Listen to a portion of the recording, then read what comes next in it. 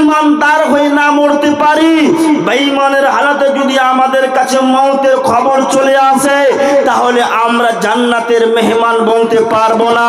আমাদেরকে আল্লাহ পাক সুবহানাহু ওয়া তাআলা জাহান্নামের লোকড়ি বানায় দেবে, জাহান্নামের ইন্ধন বানায় দেবে। দুনিয়ার মুসলমান সব সময় সদা সর্বদা উঠতে বসতে চলতে ফিরতে খেতে দিতে সব সময় সদা সর্বদা তোমাকে মওতের খবরটা তোমাদের জ্ঞানে তোমাদের মস্তিষ্কের ভেতরে থাকা উচিত আছে, তোমাকে রাখতে হবে। এ কথা বিশ্বনবী জানাবে মুহাম্মদ রাসূলুল্লাহ সাল্লাল্লাহু আলাইহি সাল্লাম তিনি জানায় দিয়েছেন। আমার প্রিয় বন্ধুগণ, আমার আপনি কি জানেন ইমাম গাজ্জালী রাহমাতুল্লাহ আলাইহি বলে একজন ইমাম ছিলেন, বিখ্যাত ইমাম। তিনি বলছেন ওয়াহাব ইবনে মুনাব্বাহ তিনি বলতেছেন, দেখো দুনিয়ার মুসলমানেরা এক যুগে এক বড় বাদশা ছিল, এত বড় বাদশা ছিল, টাকাওয়ালা ছিল, ধনীওয়ালা ছিল, মালদার ছিল, জ্ঞানী গুণী ছিল, এত পোশাকওয়ালা ছিল, এত সুন্দর সুন্দর দামি দামি তার সওয়ারি ছিল, বলার কোনো শেষ নাই, বলার কোনো সীমা নাই। এক দিবস সেই বাদশা মশাই তার নৌকারকে বলছে, চাকরকে বলছে, ও আমার নৌকার, ও আমার চাকরের দল, তুমি আমার সঙ্গে এসো। বলে কি? আমার বাদশা মশাই একটু আমাকে জানায় দেন। বাদশা বলতে লাগলো, শোনো, অমুক রুমে অমুক ঘরে আমার সুন্দর সুন্দর লেবাস রয়েছে, ওই লেবাসগুলো তুমি আমাকে এনে দাও। ওই লেবাসগুলো আমি পরিধান করে মুসাফির হয়ে কোথাও যাব, আমার ইরাদা হয়েছে, আমার যাওয়ার জন্য আমার প্ল্যানিং হয়েছে। দাও দাও সেই সুন্দর দামি দামি পোশাকগুলো তুমি আমাকে এনে দাও। এবার এনে দেওয়া হলো সুন্দর একটি জুব্বা, সুন্দর একটি পাঞ্জাবি, শার্ট প্যান্ট, লম্বা টুপি, এইরকম একটা যেরকম বাদশার পোশাক হয়, ওই পোশাকগুলো পরিধান করলো। তারপরে নৌকার চাকর কি বললাম, ও আমার নৌকার চাকরের দল, তুমি একটি দামি সওয়ারি আমাকে এনে দাও। এনে দেওয়া হলো সুন্দর সওয়ারি, দামি সওয়ারিতে সওয়ার হয়ে গিয়ে একবারে হিনহিনে ঘোড়া, একবারে টকটকে ঘোড়া, দামি ঘোড়ার উপরে সওয়ার হয়ে মুসাফির হয়ে যাচ্ছিলেন। এক কদম দূরে চলে গিয়েছে, 2 কদম দূরে গিয়েছে, 1 কিলোমিটার অতিবাহিত করেছে, 2 কিলোমিটার অতিবাহিত করেছে। ইতিমধ্যে তার কাছে একজন উস্কো খুস্কো মানুষ এসে হাজির হয়েছে। ওই মানুষটা বলছে, বাদশা মশাই দাঁড়ায় যাও। বাদশা বলছে, তুমি কারে বলো, তুমি জানো না? বলে না, আমি জানি না, তোমাকেই বলছি বাদশা তুমি দাঁড়ায় যাও। বলে তার তোর কত ক্ষমতা রয়েছে, পাওয়ার রয়েছে, শক্তি রয়েছে, শরম রয়েছে? বলে হ্যাঁ হ্যাঁ, আমার শ্রম রয়েছে, শক্তি রয়েছে, তোমাকেই বলছি বাদশা তুমি দাঁড়ায় যাও। বলে কেন, কিসের জন্য? বলে তোমার সঙ্গে 2টি আলাপ করব, 2টি কথা বলার জন্য আমি অনেক দূর থেকে তোমার কাছে হাজির হয়েছি। বলে ঠিক আছে বলো। বাদশা বলতে লাগলো, ঠিক আছে বলো। ওই আপনার কিনা উস্কো খুস্কো চুলওয়ালা একজন মানুষের মতো আপনার কিনা মানুষ হয়ে তিনি বলতে শুরু করলেন, শোনো, আমি তোমার কাছে এসেছি, আর কেউ নাই, তোমার কাছে এসেছি আমি একজন মালাকুল মউত, আল্লাহর তরফ হইতে আমি আল্লাহর মালায়েকা এসে দাঁড়ায় গিয়েছি। বলে মালাকুল মউত, মালাকুল মউতের ব্যাপারে যখন কথা শুনেছে, ওই বাদশা মশাই তার দিলখানা ফেটে চূর্ণ চূর্ণ হয়েছে, তার হৃৎপিণ্ডটা ফেটে গিয়েছে, মালাকুল মউত এসে হাজির হয়েছে, এর মানে আমাকে এখন মরতেই হবে। মালাকুল মউত বলতে লাগলো, তোমাকে এমন মনে হচ্ছে দুনিয়ার বুকে, সারা পৃথিবীর বুকে তোমার চাইতে বড় বাদশা কেউ নাই, সারা দুনিয়ার বুকে তোমার চাইতে দামি সওয়ারিওয়ালা আর কোনো বাদশা হতে পারে না। বলে হ্যাঁ তাই তো। বলে এখন তোমার মওত হয়ে যেতে পারে। বলে কেমন করে আমার মওত হবে? না, মওত হতে পারে না। বলে তোমার মওত হবে। ওই বাদশা মশাই ঘোড়াকে বলল, চল, আগে বেরিয়ে চল। ঘোড়াকে বলতে, চল। ঘোড়া চলতে পারে না, ঘোড়া লড়তে পারে না, ঘোড়া চড়তে পারে না। এই বলে বাদশা মশাই বলতেছেন, ও মালাইকা, ও আজ আপনার কিনা আল্লাহর ফেরেশতা মালাকুল মউত, আমি তোমার দরবারে পানা চাইছি, আমাকে একটু সুযোগ দাও। বন্ধুগণ আমার, ওয়াহাব বিন মুনাব্বাহ বলে বলে বর্ণনা তিনি করতেছেন, ইমাম গাজ্জালী একটি কিতাবের ভিতরে লিপিবদ্ধ করতেছেন। বন্ধুগণ আমার, এবারে বাদশা মশাই ঘোড়ার উপরে সওয়ার হয়ে আছে, বাদশা মশাই ঘোড়ার উপরে দাঁড়ায় রয়েছে। এবারে মালিকুল মউত তার জানকে কবজ করে নিয়ে আপনার কিনা আল্লাহর দরবারে গিয়ে হাজির করে দিয়েছে।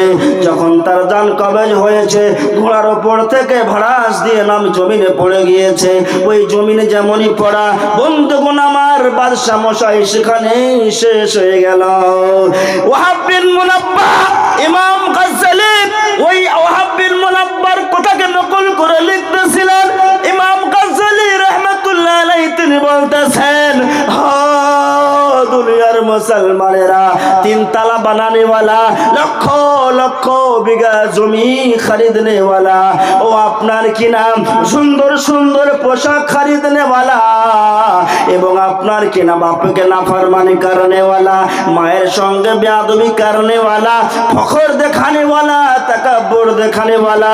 ও দুনিয়ার মুসলমানেরা, পৃথিবীর বুকে যতই তুমি তাকাব্বুর দেখাও না কেন, টাকার গুমান দেখাও না কেন, পয়সার গুমান দেখাও না কেন, তুমি তোমার তাকতওয়ার শরীরটা দেখাও না কেন, তোমার কাছে যখন একজন ফেরেশতা ওই মালাকুল মউত যখন তোমার কাছে এসে হাজির হয়ে যাবে, তোমার টাকা পয়সা তোমার তাকো সব পৃথিবীর বুকেই থেকে যাবে, অতএব তোমার কোনো কাম দেবে না, সব পৃথিবীর বুকে থেকে যাবে। মদিনাতে মধুর বাণী কে আনিল হায়, কে চোরালো হায়, মদিনাতে মধুর বাণী কে আনিল হায়, কে চোরালো হায়, আল্লাহর পথে সারা দিতে আসলেন নবীজি দুনিয়াতে, আল্লাহর পথে সারা দিতে আসলেন নবীজি দুনিয়াতে, শত শত ইট মারিল আমার পিয়ারা নবীর গায়, কত রক্ত ভেসে যায়, শত শত ইট মারিল আমার পিয়ারা নবীর গায়, কত রক্ত ভেসে যায়, মদিনাতে মধুর বাণী কে আনিল হায়, কে চোরালো হায়, উহুদ পাহাড়ে তার নবীজি, উহুদ পাহাড়ে তার নবীজি, দান দান শহীদ করে কাফেরে, বেঈমান মুশরিকদের, বেঈমান মুশরিকদের তারে নবী আমার কতই দুঃখ পায়, কতই কষ্ট পায়, মদিনাতে মধুর বাণী কে আনিল হায়, কে চোরালো হায়, হাসান হুসাইন দুই ভাই তারা, হাসান হুসাইন দুই ভাই তারা, মোর নবীজির প্রাণের পিয়ারা, বিবি ফাতেমার কলিজার টুকরো, বিবি ফাতেমার কলিজার টুকরো, শহীদ কারবালায়, শহীদ কারবালায়, মদিনাতে মধুর বাণী কে আনিল হায়, কে চোরালো হায়। প্রিয় বন্ধুগণ আমার, আমি বলতে চাইছি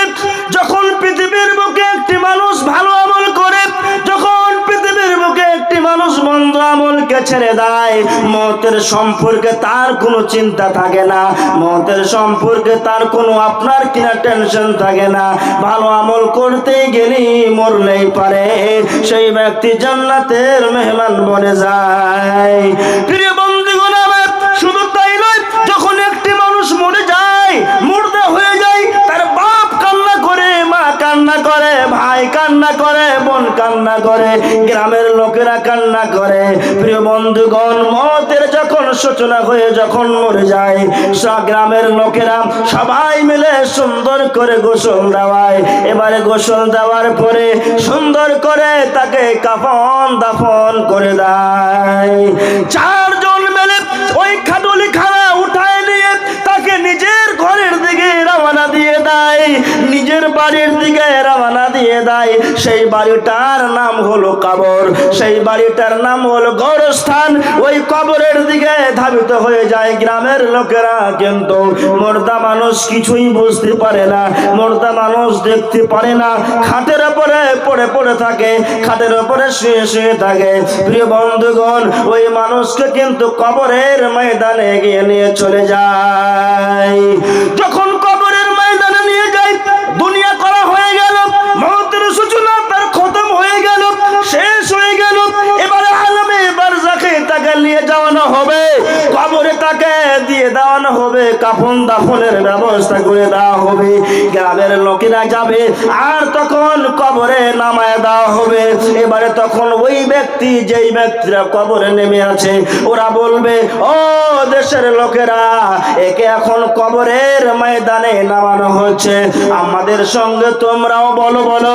সেই সময় আমরা সবাই বলি, বিসমিল্লাহি ওয়া আলা মিল্লাতি রাসূলিল্লাহ। ওই ব্যক্তি গাঁজাখোর ছিল, ওই ব্যক্তি বেনামাজি ছিল, বন্ধুগণ জেনাখোর ছিল, বেঈমান ছিল, হারামি ছিল, ডাকাত ছিল, চোর ছিল, লুচ্চা ছিল। মওতের খবর একবারও দিমাগের ভেতরে আসেনি, নিয়ে মওতের সূচনা নিজের মস্তিষ্কটি একবারও নিয়ে আসেনি। আর বলেছিল, আমার মওত হবে না, আমাকে কে মারবে, আমি তো টাকাওয়ালা, আমি পয়সাওয়ালা, আমি ধনী, আমি সোনাওয়ালা, চাঁদিওয়ালা, এই বলে পৃথিবীর বুকে হাত দেখিয়ে দেখিয়ে টাকা পরি করেছিল।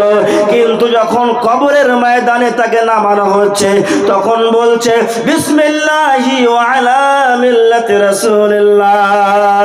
বলেন তো পৃথিবীর মুসলমানেরা, মওতের আগে আল্লাহর নাম নাই রে, মওতের আগে নামাজের দাঁড় নেই, রাসূলের নাম নাইনি। আর ওই বেঈমানের জন্য, লুচ্চা লাফানদারের জন্য, আল্লাহর খাস বান্দা নয় তার জন্য ওই কবরের ময়দানে কেন বিসমিল্লাহি ওয়া আলা মিল্লাতি রাসূলিল্লাহ বলতে গেলে তুমি এই কথা কেন বললে? এই কথা যারা মুসলমান, খাঁটি মুসলমান মুমিন, তাদের জন্য বলো, বেঈমানের জন্য তুমি কেন বলতে গেলে? প্রিয় বন্ধুগণ, তারপরেও বিসমিল্লাহি ওয়া আলা মিল্লাতি রাসূলিল্লাহ বলে তাকে কবরের ময়দানে নামায় দেওয়া হয়।